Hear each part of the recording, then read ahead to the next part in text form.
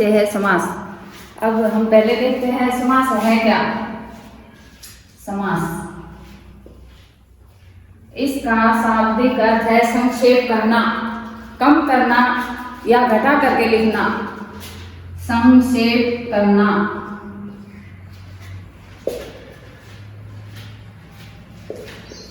कम करना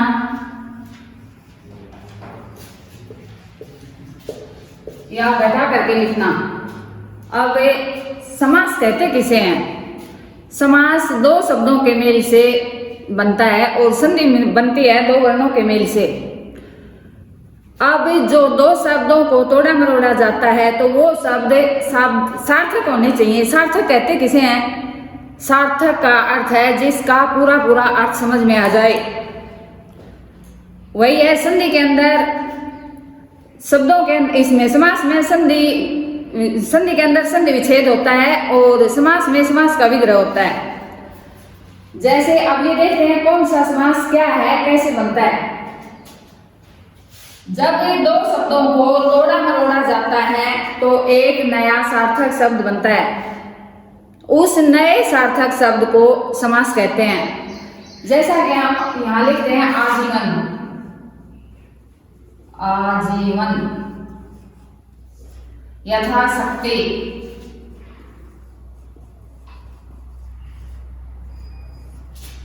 यथाविधि, भरपेट, रणधीर, तुलसीकृत। इसमें अलग अलग समास हैं। ये अलग अलग समास है। इसमें कोई तो है अव्ययभाव समास, कोई है तत्पुरुष समास, कोई है द्वंद्व समास, कोई है द्विगु समास। अब भाई समास की जो डेफिनेशन है वो देखो। परस्पर संबंध रखने वाले दो शब्दों के मेल को समास कहते हैं। परस्पर संबंध रखने वाले दो शब्दों के मेल को समास कहते हैं। और इसका ये भी अर्थ है इसमें बहुत सारे शब्दों को कम से कम शब्दों में प्रकट किया जाता है। जैसे कि गागर में सागर भरना, जैसे कि गागर के अंदर सागर भरना।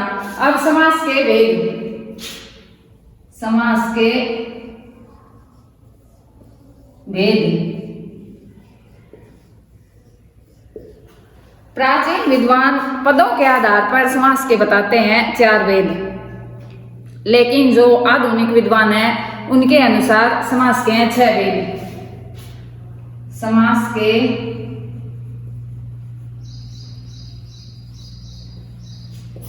6 भेद होते हैं।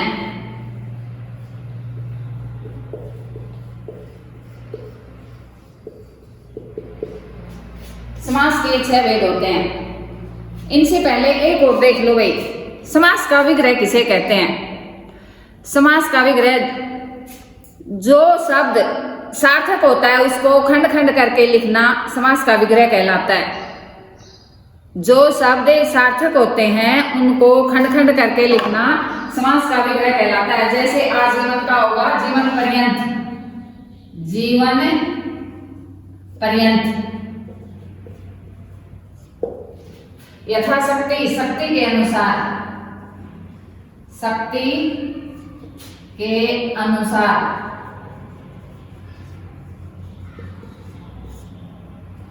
आगे यथाविधि, विधि के अनुसार, विधि के अनुसार। भरपेट, पेट भरकर, पेट भरकर। रणधीर, रण में धीर, रण में धीर। अगला है तुलसी कृत, तुलसी द्वारा कृत, तुलसी द्वारा कृत। अब ये तो समास की परिभाषा और समास किसे कहते हैं, समास का विग्रह किसे कहते हैं। अब देखो समास के निम्नलिखित 6 भेद होते हैं। नंबर 1 अव्ययभाव समास, अव्ययभाव समास।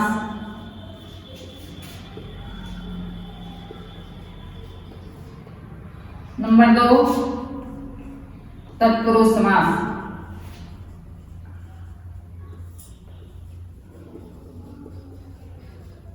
नंबर 3 कर्मधारय समास। कर्मधारय समास तत्पुरुष समास का ही एक उपभेद है। कर्मधारय समास। नंबर 4 द्विगु समास। द्विगु समास यह भी तत्पुरुष समास के ये दोनों उपभेद हैं, कर्मधारय समास और द्विगु समास। नंबर 5 द्वंद्व समास। द्वंद्व समास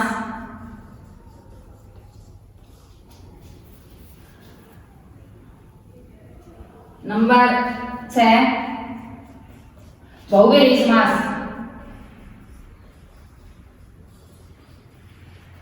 बहुव्रीहि समास। अब ये इनके भेद हो गए। अब आता है अविभाव समास किसे कहते हैं।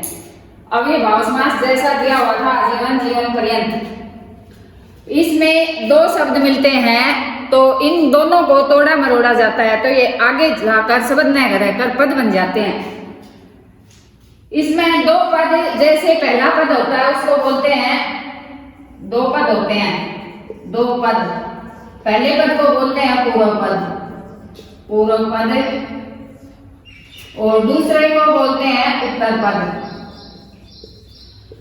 शब्द जब एक बन जाते हैं तो इनको आगे हम पद का नाम देते हैं और 2 पद हो जाता है, एक तो होता है पूर्व पद, एक उत्तर पद।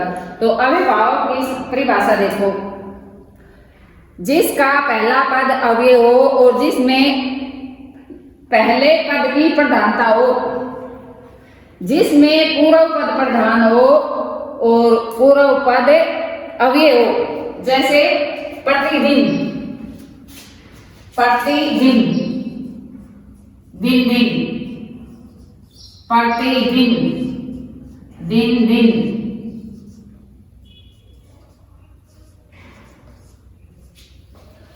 प्रतिदिन, दिन दिन। आ जानू, आ जानू, आ जानू होता है घुटनों तक, आ जानू, जानू तक, जानू होते हैं घुटने, घुटनों तक। घर घर, घर घर, घर घर, घर घर, घर घर,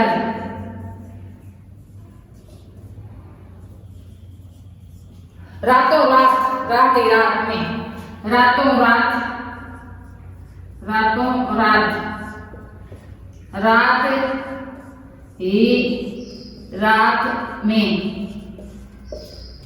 इसी प्रकार देखो तत्पुरुष समास किसे कहते हैं। तत्पुरुष समास जिसमें उत्तर पद प्रधान हो, जिसमें उत्तर पद प्रधान हो और कर्ता और संबोधन को छोड़कर सभी विभक्तियों का लोप हो जाता है।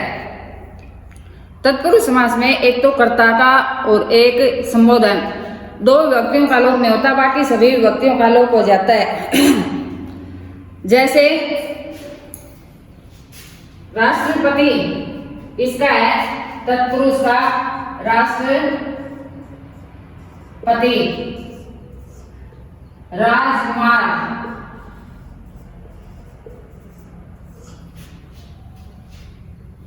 शरणागत, शरणागत, पथभ्रष्ट,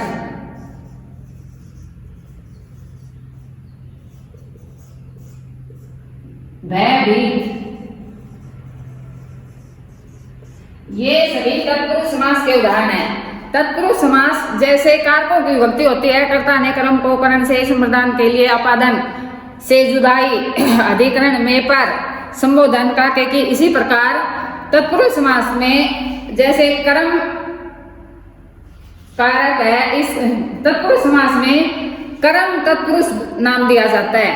ये कारकों की विभक्तियां हैं, इसको कर्म को कर्म तत्पुरुष, कर्म को कर्म तत्पुरुष।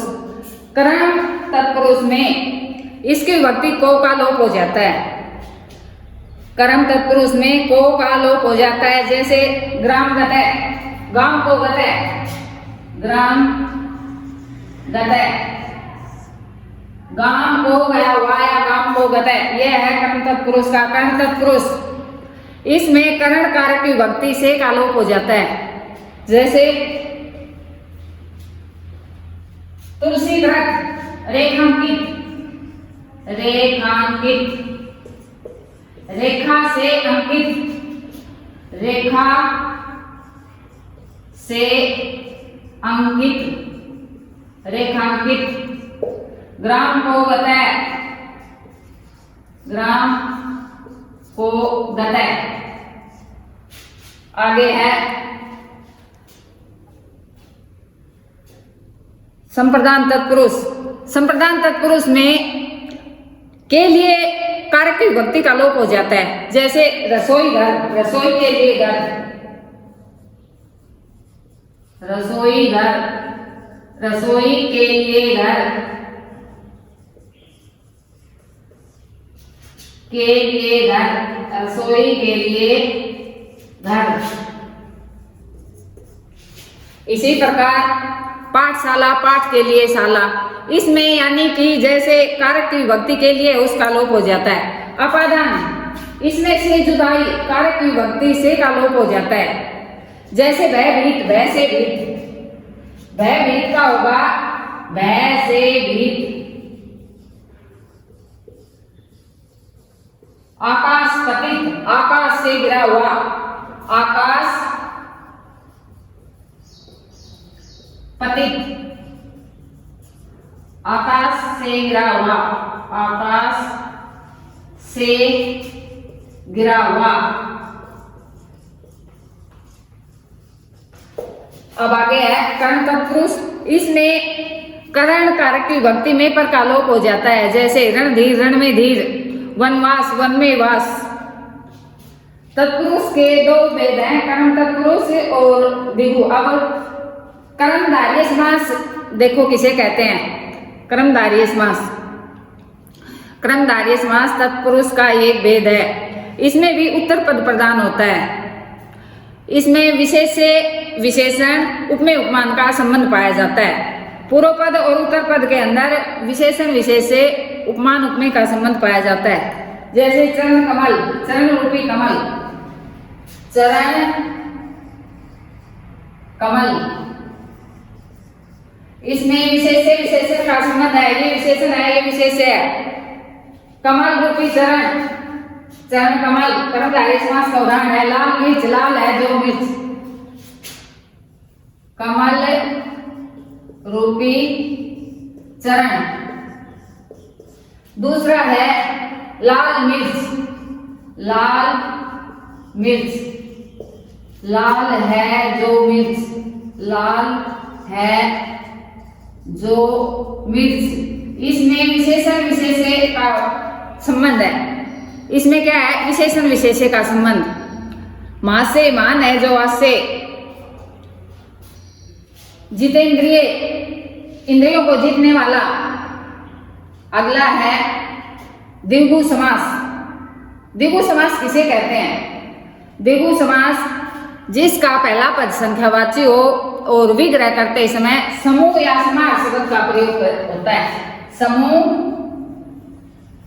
या समाहार, समाहार, इसका पहला पद संख्यावाची होता है और विग्रह करते समय समूह या समाहार शब्द का प्रयोग किया जाता है। जैसे पंचवटी, 5 वटों का समाहार। त्रिभुवन, 3 भवनों का समूह। त्रिभुवन, 3 भवनों का समूह। पंचवटी, 5 वटों का समाहार। तिरंगा, 3 रंगों का समाहार या 3 रंगों का समूह। नवग्रह, 9 घरों का समूह। नवग्रह, 9 घरों का समूह। 9 घरों का समूह। द्विगु समास बता रही थी। जैसे द्विगु का पहला पद संख्यावाची होता है, विग्रह करते समय समूह या समाहार शब्द का प्रयोग किया जाता है। जैसे तिरंगा 3 रंगों का समूह, नवग्रह 9 ग्रहों का समूह, नवरात्र 9 रात्रियों का समूह, पंचवटी 5 वटों का समूह। अगला है द्वंद्व समास। द्वंद्व अगर तुम्हारी पहचान में वैसे भी नहीं आता, परिभाषा याद करते हो नहीं होती, तो द्वंद्व के अंदर ये देख लेना, इधर भी द मिलेगा और इधर भी द का याद रख लेना। इसका अर्थ है द्वंद्व। द्वंद्व में दोनों पद प्रधान होते हैं और दोनों पद एक जैसे होते हैं। द्वंद्व समास में दोनों पद प्रधान होते हैं, दोनों एक समान होते हैं। जैसे माता पिता, माता पिता, इसका विग्रह होगा माता और पिता, माता और पिता। राजा रंग, राजा रंग, राजा और रंग बीच में से कैसा आना चाहिए भाई, राजा और रंग। द्वंद्व समास में दोनों पद एक समान होते हैं और विग्रह करते समय इसमें और या अथवा शब्दों का प्रयोग किया जाता है। द्विगु समास में तो समूह और समाहार का प्रयोग था और द्वंद्व में है द्वंद्व समास, इसके अंदर है और अथवा। जैसे दिन रात, दिन और रात, भाई बहन, भाई और बहन, गुड़ धानी, गुड़ और धानी, राजा रंक, राजा और रंक, राजा रानी, राजा और रानी, पति पत्नी, पति और पत्नी, दोनों बराबर के पद हैं।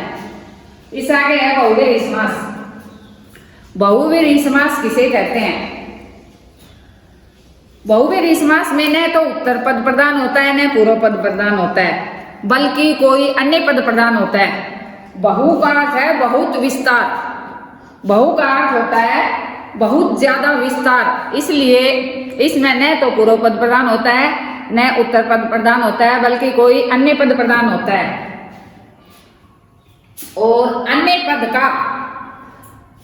अन्य पद के साथ विशेषण विशेष्य का संबंध होता है। जैसे दशानन, दशानन, दशानन, 10 है आनंद जिसके अर्थात रावण, 10 है आनंद जिसके, आनंद जिसके अर्थात ब्रैकेट के अंदर कर दो रावण। सुलोचना, सुंदर है लोचन जिसके, सुलोचना, सुलोचना,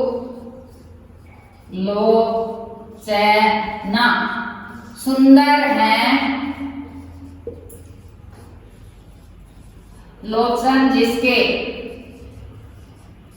लोचन जिसके। ब्रैकेट के अंदर कर दो कोई स्त्री, कोई नारी, कोई स्त्री। आगे है पतझड़, झड़ जाते हैं पत्ते जिस ऋतु में, कोई ऋतु या बस ये पतझड़ ऋतु, झड़ जाते हैं पत्ते जिसमें कोई ऋतु। आगे है जितेंद्रिय, जीत ली हैं इंद्रियां जिसने, जितेंद्रिय, जीत ली हैं इंद्रियां जिसने, जितेंद्रिय। कनक लता, कनक जैसी लता। अब हमारा आज समास वाला चैप्टर पूरा हो चुका है। समास का जो हमारा चैप्टर है वो पूरा हो चुका है।